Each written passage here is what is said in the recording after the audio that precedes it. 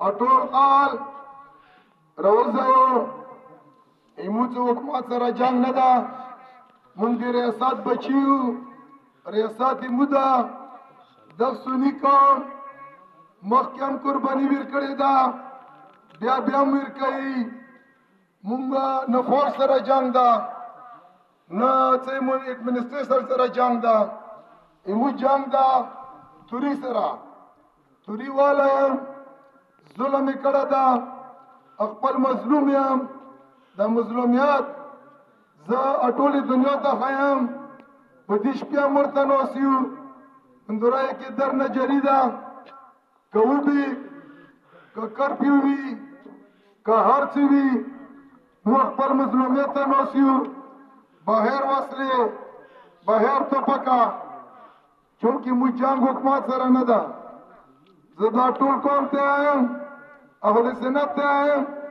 د شپې ټایم ده دا قرباني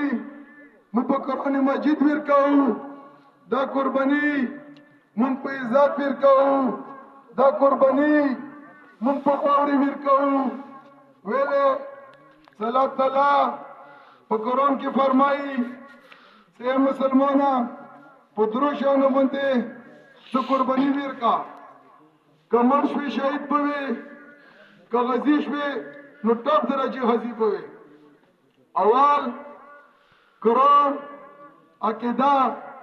در متا قرآن سویا خاتم النبی محمد صلی الله علیه و آله وسلم باندې نازل ده په درجنو سنکړو قرآنونه متصوي دي قربانۍ نه مو هیڅ کله درې نه کوو دویم پښتون مسلمان چې دا په عزت ښځه د عزت شی ده ناموس ده چې ته په ناموس باندې قرباني نه ورکوې د تا د ژوند هېڅ مقصد نشته دریم ځمکه خاوره حب الوطن من الایمان د تا خاوره مالې ده ته څه په خاورې قرباني نشي ورکول د تا ژوند هېڅ مقصد نه ده زه ته یم چې د قوم ځوانانو دا ډېر وړوکی انقلاب ده الله موږ مخته کې چولی یو موږ مظلوم یو د الله نصرت غواړو الله د موږ سره نصرت وکړي او د الله د قرآن کې فرمان ده چې د ظالم انجام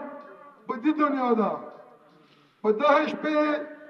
زه تاسو سره کار کوم چې الله د مور ټول ژوندي لري دا توري چې کوم ظلم کړی ده انشاءالله په سترګو به نږدې کې کسه یو چې الله به تنه بدلا اخلي او بله خبره ته څه دې وړې قربانۍ دپاره شپه نشي تېرول سړه نشي برداشت کول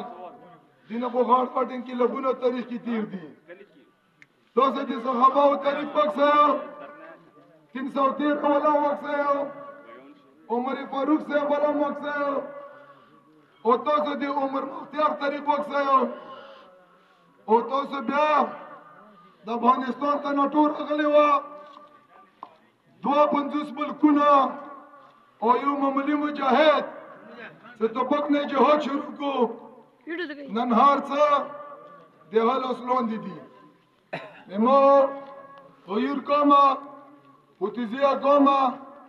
اهل سنت کومه زه سبا در نشپاوری زی شروع ده په هر حالات کې به کوو که هر څه مشکل وي مو به توپک نه راکلو مو به وسله نه راکلو مو به حکومت باندې ډاز نه کوو او زه حکومت ته صوبایي حکومت ته جویسي صاحب ته دا پیغام ورکوم دا درخواست کوم چې موږ مسلمان یو روشه لږ اوبه نشته چې که ګرمي که سړی وي نه روشه ایمو به زور ورته د مرۍ لږه خرابه شوه دا باندې